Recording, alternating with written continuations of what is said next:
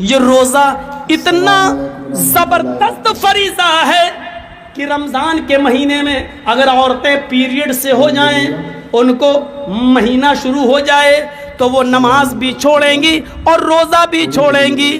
5 دن 6 دن جتنی جس عورت کی عادت ہے اتنے دن نماز نہیں پڑھیں گی، اتنے دن روزہ بھی نہیں رکھیں گی۔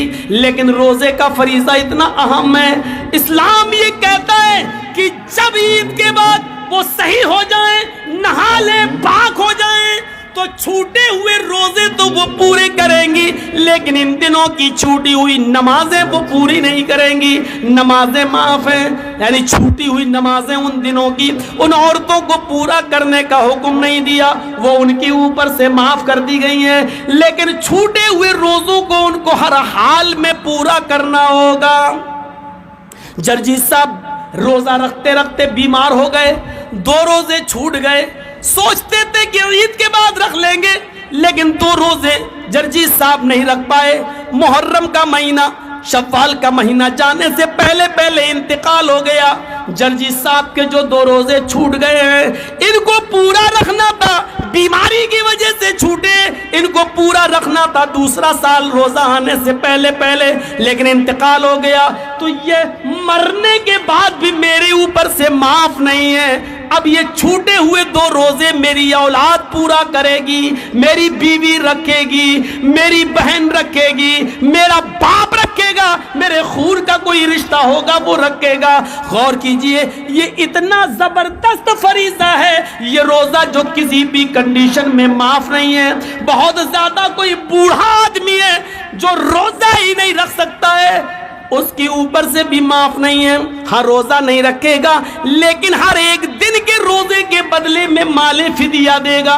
ایک مسکین کھانا کھلائے گا، ایک فقیر کو کھانا کھلائے گا، پیٹ بھر کے اس کو کھانا کھلانا ہے۔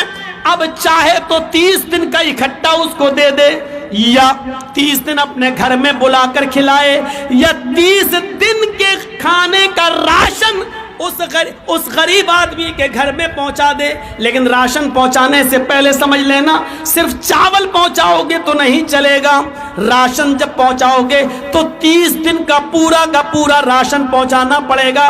یہاں اس میں دال بھی شامل ہے، چاول بھی شامل ہے، سبزی بھی شامل ہے، یہاں تک کہ تیل اور مرچ مسالہ، یہاں تک کہ نمک، یہاں تک کہ چولہے میں جلنے والی لکڑیاں بھی اس میں شامل ہیں۔ یہ پورا کا پورا خرچہ آپ کو 30 دن کے روزوں کا اس کو دینا پڑے گا۔ یہ روزہ اتنا بڑا فریضہ ہے جو کسی بھی کنڈیشن میں معاف نہیں ہے میرے بھائیوں۔ لیکن اسلام یہ کہتا ہے، جرجی صاحب بیمار ہیں، جرجی صاحب روزے سے ہیں، جرجی صاحب کے بغل میں پڑوس میں رادھے کرشنا نام کا آدمی رہتا ہے، اس کا بیٹا بیمار ہے، اس کو آپریشن کی ضرورت ہے، ڈاکٹر نے کہہ دیا ارجنٹ 1 بوتل خون کی ضرورت ہے، 1 بوتل بلڈ کی ضرورت ہے، اس کے گروپ کا بلڈ چاہیے، اس کے گروپ کا بلڈ نہیں مل رہا ہے۔ جرجی صاحب کا بلڈ گروپ وہی ہے جو اس ہندو لڑکے کا ہے۔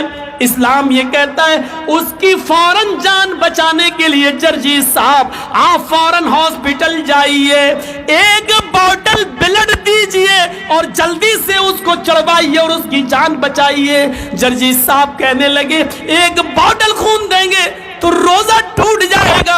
اسلام یہ کہتا ہے کہ یہاں پر کسی کی جان بچانے کے لیے اپنے روزے کو توڑ دو۔ ایک غیر مسلم بچہ ہے، انسانیت کا تقاضا ہے، روزہ بعد میں پورا کیا جا سکتا ہے، لیکن وقت پر اگر بلڈ نہ ملا تو اس کی جان چلی جائے گی، اس کو فوراً بلڈ دو۔ جرجی صاحب کو اپنا روزہ توڑنا پڑے گا اور روزہ توڑ کر بلڈ دے کر اس کی جان بچانا پڑے گی۔ میڈیا والوں لکھو اور بیان دو، اسلام یہ شکشا دیتا ہے، اسلام یہ تعلیم دیتا ہے، تمہاری طرح نہیں کہ رام کا نام بدنام کرو، پیڑ سے باندھ دو، جے شری رام کے نعرے لگاؤ، مسجدوں سے بھی گزرو تو رام کا نام لگاتے ہوئے گزرو، یہ نعرہ لگاتے ہوئے سنو۔